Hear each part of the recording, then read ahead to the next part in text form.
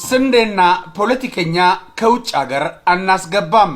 ከአሁን በኋላ ኢትዮጵያ ስንዴና ፖለቲከኛ ከውጭ ሀገር አታስገባም።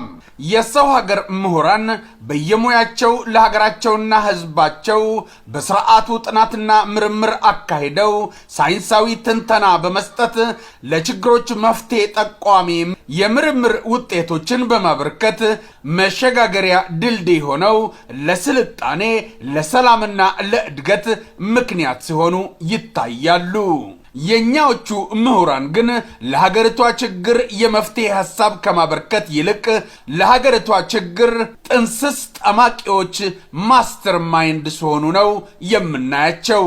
ይባስ ብሎም በተጨባጭ ከሚታዩ ችግሮችም አልፈው ለፖለቲካ ሴራ ፍላጎታቸው ብለው ህዝብን ከህዝብ ጋራ ደግሞም ህዝብን ከመንግስት ጋራ ለማጋጨት አስበው ከቁንጫ ሌጦ ከማውጣት እስከ በሬ ወለደና ወተት ጥቁር ነው ፕሮፓጋንዳ ያራምዳሉ።